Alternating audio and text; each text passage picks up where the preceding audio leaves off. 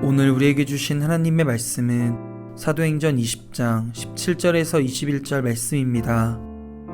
바울이 밀레도에서 사람을 에베소로 보내어 교회 장로들을 청하니 오매 그들에게 말하되 아시아에 들어온 첫날부터 지금까지 내가 항상 여러분 가운데서 어떻게 행하였는지를 여러분도 아는 바니 곧 모든 겸손과 눈물이며 유대인의 관계로 말미암아 당한 시험을 참고 주를 섬긴 것과 유익한 것은 무엇이든지 공중 앞에서나 각 집에서나 거리낌 없이 여러분에게 전하여 가르치고 유대인과 헬라인들에게 하나님께 대한 회개와 우리 주 예수 그리스도께 대한 믿음을 증언한 것이라. 오늘 이 말씀에 많은 은혜 받으시기 바랍니다. 그리스도의 삶의 방식에 대해서는 여러분에게 다양하게 여러 사람들의 견해와 또 자료들을 드리면서 지금까지 그냥 생각하던 한국의 기독교라는 종교에서 판에 찍은 듯 찍어내던 인간상이 성서가 요청하는 혹은 그리스도께서 우리에게 요구하시는 혹은 기대하시는 그러한 인생의 방식이 아니라는 점을 계속해서 저는 말씀드려왔습니다. 우리 교회 영적 훈련 도서 가운데 거든 맥도날드 목사님의 책을 3권 쓰는데요. 그 중에 내면 세계의 질서와 영적 성장에서 세상의 사람들을 3그룹으로 분류합니다.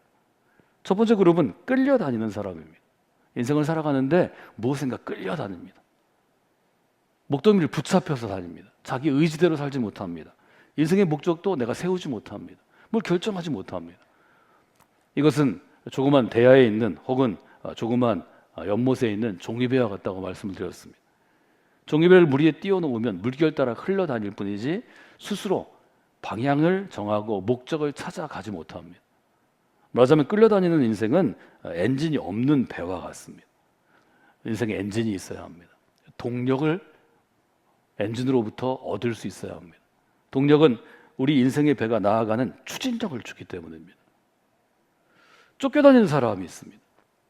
현대사회에서 특별히 제일 많은 퍼센트가 쫓겨다니는 사람입니다. 쫓겨다니는 사람은 열심히 일합니다. 열심히 일할 수 있을 만한 재능이 있고 마음가짐이 있습니다. 어느 정도의 결과, 성취, 성공을 이루어서 열심히 일하는 것입니다. 그 대신 비정상적으로 바쁘게 살아갑니다. 특별히 한국 사회에 이런 바쁜 사람이 많이 있습니다. 자기가 원하는 일을 스스로 잘 하지 못하고 자신이 결정해서 행하는 일이 아니라 일이 나를 끄집어내서, 즉 일에 이끌려서 쫓겨다니듯이 살아야 합니다. 늘 지쳐있고 화를 잘 내고 다른 사람을 향해서 마음의 여유를 보내지 못합니다. 늘 긴장돼 있고 늘 사실은 무서운 얼굴을 하고 있습니다. 이런 사람들이 한국 사회에 제일 많이 있죠. 쫓겨다니는 사람은 엔진은 있는 배입니다. 어디에 문제가 있을까요? 배 조정 능력이 없습니다. 내가 가야 할 방향을 결정하고 어느 속도로 가야 될지 스피드를 결정하고 항로를 결정해야 되는데 이 조정 능력이 없습니다. 엔진은 있으나 조정 능력이 없는 배입니다. 인생의 조정 능력을 상실하면 어떤 일이 일어나나요? 바울은 에베소서에서 옛사람과 새사람에 대해서 얘기하면서 그리스도 없는 인생에 대해서 아주 분명하게 얘기합니다. 에베소서 2장 1절에 보면 그는 허물과 죄로 죽었던 너희를 살리셨도다. 허물과 죄로 죽어있는 여러분을 살리신 분입니다.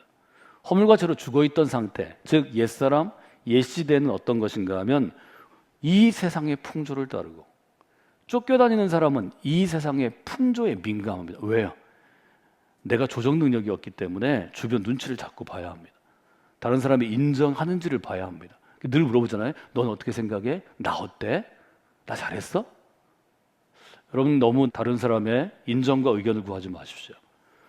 여러분이 꼭 가야겠는 길이면 다른 사람이 아이 왜 그렇게 이렇게 해도 나는 이렇게 살아야 되는 사람이야. 이것이 소명을 가진 사람, 소명이 이끌어가는 사람이 걸어가는 길입니다. 바울의 삶이 이것을 잘 보여주고 있죠. 또 하나는 공중의 권세 잡은 자를 따라갑니다. 이런 사람일수록 내 인사권을 갖고 있는 사람, 나에게 뭔가 영향력을 줄 수 있는 사람에게 너무 굽신대고 무서워합니다. 권세 잡은 자를 향해서 아주 굴종하는 그러한 사람이 됩니다. 이것이 쫓겨다니는 사람의 일종의 예라는 것을 우리가 살펴보게 되었습니다. 허물과 죄로 죽었던 1절의 말씀에서 저는 죄를 뜻하는 헬라어의 근본적인 의미, 단어가 갖고 있는 뜻을 계속해서 여러분에게 설명해 드렸습니다. 몇 가지 의미가 있지만 그중에 여러분이 좀 기억해야 될 것은 죄를 뜻하는 이 헬라어 단어가 궁수가 활을 쏠 때 우리 인생을 화살이라고 한다면 관역에 활을 쏩니다. 그 원하는 관역에 화살이 가서 맞아야 그래야 명중하는 것입니다. 성경이 말하는 죄는 뭐냐면 하나님이 우리 인생을 화살 삼아서 하나님의 관역에 쏘시는데 내 인생이 날아가다가 관역을 향해 날아가지 않고 다른 곳으로 빗나가는 것입니다. 어긋나는 것입니다. 그래서 관역으로부터 멀어지는 것입니다. 성경이 말하는 죄에 대해서 제가 시편 1편부터 시작해서 죄에 있는 사람과 복 있는 사람을 나누어서 설명해 드린 것을 기억하실 것입니다. 복 있는 사람은 하나님을 향하여 오늘도 한 걸음 나아가는 사람입니다. 그러니까 하나님과 점점점 가까이 가는 사람이 복 있는 사람입니다. 성경이 말하는 죄는 뭐냐면 하나님으로부터 점점 멀어지는 것입니다. 멀어지는 것을 죄라고 표현합니다. 여러분, 하나님이 우리 인생을 화살처럼 사용하셔서 쓰임받게 하셔서 하나님이 정하신 관역, 즉 소명을 향해 쏘셨는데 그 소명으로부터 멀어져 갈수록, 빗나갈수록 그 자체를 죄라고 부르는 것입니다. 여러분들이 의로운 사람, 즉 관역을 맞추는 사람이 돼서 의로운 사람에게 주시는 선물 받는, 즉 복 있는 길을 걸어가는 그런 분들이 되시면 좋겠습니다. 그래서 우리는 훈련 과정에서 부름받은 사람에 대해서 부름받은 사람의 특징을 여러 가지로 정의하고 또 나누고 적용해 보았습니다. 부름받은 사람이라는 용어는 바울의 용어입니다. 바울은 그렇게 얘기하죠. 예수 그리스도의 종 바울은 사도로 부르심을 받아 하나님의 복음을 위하여 택정함, 선택받았다는 거죠. 로마서 1장 1절입니다. 바울은 사도로 부르심을 받았다고 얘기하고 성도들은 어떤 부르심을 받았을까요? 1장 6절에 보면 이렇게 되어 있죠. 너희도 여러분도 그들 중에서 예수 그리스도의 것으로 부르심을 받은 자니라. 예수 그리스도의 것으로, 그래서 우리가 소유를 나타내기 때문에 예수 그리스도의 소유로 이렇게 우리가 번역할 수도 있습니다. 여러분 모두는 한 사람 한 사람은 예수 그리스도께서 너는 내 것이라 나의 소유라 말씀하셔서 여러분을 불러주셨다는 거죠. 여러분이 분명한 확신 가운데 있는 그리스도인들이 되시기를 원합니다. 이 확신이 우리를 그리스도인 되게 합니다. 그리스도인 된다고 내가 생각해왔을 때 그리스도인답게 살려고 노력합니다. 그리스도인답게 말하려고 노력합니다. 이것은 매우 중요한 것입니다. 바울이 이 과정을 모두 거쳤습니다. 바울의 인생을 정의할 때 이렇게 정의했죠. 소명이 이끌어가는 인생이라고 정의했습니다. 이것을 바울의 용어로 바꿔 얘기하면 부름받은 사람으로 살아가는 것입니다. 하나님께 부름받은 사람으로 살아가는 여러분의 평생이 되시길 원합니다. 그럼 부름받은 인생은 우리가 어떻게 정의할 수 있나요? 첫 번째는 이렇게 정의할 수 있습니다. 달려갈 길을 아는 사람, 이렇게 정의하면 좋겠습니다. 바울은 이렇게 얘기합니다. 오직 성령이 각성해서 내게 증언하여 결박과 환난이 나를 기다리리까 하지만 내가 달려갈 길과 주 예수께 받은 사명을 완수하려 하면은, 마치려 하면은 나의 생명조차 귀한 것으로 여기지 아니합니다. 부름받은 사람이란 첫 번째로 우리가 정의한다면 달려갈 길을 아는 사람이라고 정의하면 좋겠습니다. 달려갈 길을 아는 거죠. 여러분 인생을 살아가면서 언제 제일 좀 먹먹하고 막막하고 정말 길을 잃어서 어려운 거예요. 우리가 어떤 갈림길에 서서 여기 1번, 2번, 3번이 있을 때 결정해야 되는데 결정할 수 없을 때 너무 힘들지 않나요? 제 성장 과정을 들어보면 아마 고등학교 때가 가장 깊이 생각하는 첫 번째 고비였던 것 같습니다. 내가 왜 공부해야 되나? 내가 대학교를 왜 가야 하나? 대학교에서 뭘 전공해야 되나? 내 인생은 어떤 것인가? 이것을 우리는 사실은 사춘기의 고민이라고 얘기합니다. 그죠? 애들이 뭐 성장기에 말 안 하고 이런 게 사춘기가 아니고요. 인생을 붙잡고 씨름하는 데가 사춘기죠. 10대 여반의 이 갈림길 가운데서 제일 어려운 것은 뭔가요? 내가 달려가야 할 길이 보이지 않는 것입니다. 나의 미래를 누가 좀 얘기해 주면 좋은데 얘기해 주지 않는 것입니다. 또 누가 얘기해 준다고 가서 찾아가서 만났는데 별로 들을만하지 않은 것입니다. 내가 동의할 수 없습니다. 내가 공감을 받지 못합니다. 제가 그 고등학교의 과정, 대학교의 과정을 통해 생각한 것은 내 인생의 중요한 결정 결국 내가 하는 거구나, 이런 생각 많이 했습니다. 그래서 두 번째 기독 콜링의 제목으로 이렇게 여러분들에게 기도하시도록 좀 요청하고 싶습니다. 하나님, 사랑하는 자녀 누구누구의 마음에 눈을 여셔서 달려갈 길을 알고 살아가는 인생이 되게 하여 주시옵소서. 여러분, 인생의 갈림길에서 결정하지 못할 때 여러분이 해야 할 첫 번째 조언은 무릎 꿇는 그리스도인으로 세우는 것입니다. 여러분의 자녀가 여러분 찾아올 때 이때가 기도할 때야. 이때 무릎 꿇어야 해. 뭐 기도가 어려우면 하나님께 전적으로 무릎 꿇어야 해. 하나님께 무릎 꿇어야 보이지 않는 인생에 달려갈 길이 어렴풋이 열리기 시작합니다. 무릎 꿇을 때입니다. 두 가지가 필요한데, 하나는 무릎 꿇는 결단이고 또 하나는 하나님을 향해 요청하는 것입니다.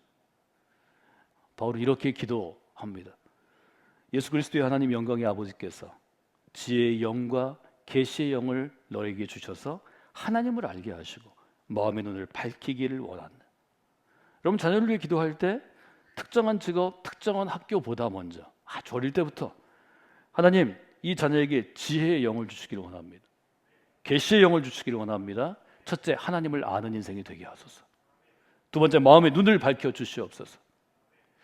여러분의 지식과 경험이 자녀들의 인생을 더 나은 인생으로 인도한다고 여러분이 정말 보장할 수 있을까요? 저는 감히 그렇지 못할 거라고 생각합니다. 저도 아이들을 키우지만 제 견해가 옳다고 주장하지 못합니다. 옳다고 생각한 제 견해들이 인생을 살아오면서 수십 번 뒤바뀌었고 수많은 실패를 경험하고 지금도 모르는 게 너무 많고 더 많아지기 때문에 마음의 눈을 하나님이 밝혀주시고 자기의 달려갈 길을 스스로 찾아갈 수 있도록 돕는 것이 성숙한 그리스도인 부모의 역할이라고 저는 생각합니다. 아이를 붙잡고 아이를 위해서 보이지 않는 데서 기도하셔야 합니다. 하나님, 하나님의 비밀을 보는 눈을 열어주시기를 원합니다. 예레미야서 33장 3절은 여러분이 암송하시는 한국 사람들이 제일 좋아하는 구절입니다. 너는 내게 부르짖으라. 그리하면 내가 응답하겠고 내가 알지 못하는 크고 비밀한 일을 내게 보이리라. 1단계, 2단계, 3단계로 되어 있죠. 1단계 부르짖으라, 2단계 응답할 것이다, 세 번째 크고 비밀한 일을 알게 될 것이다. 한국 사람들이 너무 좋아하는 일이죠. 그러나 이 기도의 의미가 어디에 있는지를 보셔야 합니다. 내가 답답한 것, 내가 원하는 것, 내가 이루고 싶은 것을 크고 비밀한 일이라고 얘기하지 않습니다. 예레미야가 얘기하는 크고 비밀한 일은 하나님의 비밀입니다. 이스라엘 가운데 숨겨진 하나님의 비밀이고 이 비밀을 알고 믿음의 눈이 열릴 때 우리의 삶이 복되고 아름다운 삶으로 세워지게 될 것입니다. 오늘 제가 두 가지 여러분과 함께 말씀드렸는데요. 이 두 가지를 놓고 여러분들이 특별히 자녀들을 위해 기도하시면 좋겠습니다. 첫 번째 기도의 제목은 이것입니다. 하나님, 우리의 자녀들이 부름받은 사람으로 살아가게 하여 주시옵소서. 이 기도하는 가운데 여러분이 부름받은 사람인가를 돌아보기를 원합니다. 먼저 부모가 부름받은 사람으로 살아가는 게 중요합니다. 여러분과 함께 읽은 사도행전 20장 18절에 보면 바울은 이렇게 얘기합니다. 아시아에 들어온 첫날부터 지금까지 내가 항상 너희 가운데 어떻게 행했는지를 너희가 잘 알고 있습니다. 이 점은 매우 중요한 것입니다. 아이들이 자라는 것, 아이들의 인생을 뒤흔드는 것은 바로 이런 아주 중요한 부모가 잡고 있는 단 하나의 인생의 본질입니다. 이 점을 여러분들이 가졌으면 좋겠습니다. 이 본질이 아이들이 달려갈 길을 아는데 중요한 길잡이가 될 것입니다. 이정표가 될 것입니다. 등불이 될 것입니다. 그래서 두 번째 기도 제목은 우리의 자녀들이 달려갈 길을 아는 인생으로 살아가게 하여 주시옵소서. 여러분, 이 두 가지는 굉장히 근본적인 기도 제목이지만 가장 중요한 기도 제목입니다. 이 여름에 이렇게 기도할 때 자녀들의 인생에 하나님의 은혜가 하나님의 만져주심이 있기를 원합니다. 자녀를 위해 기도하다가 여러분이 나는 부름받은 그리스도인으로 살고 있는지 달려갈 길을 아는 인생인지를 돌아보고 여러분의 믿음 가운데 좀 큰 변화와 또 배움과 또 깨달음이 있기를 원합니다.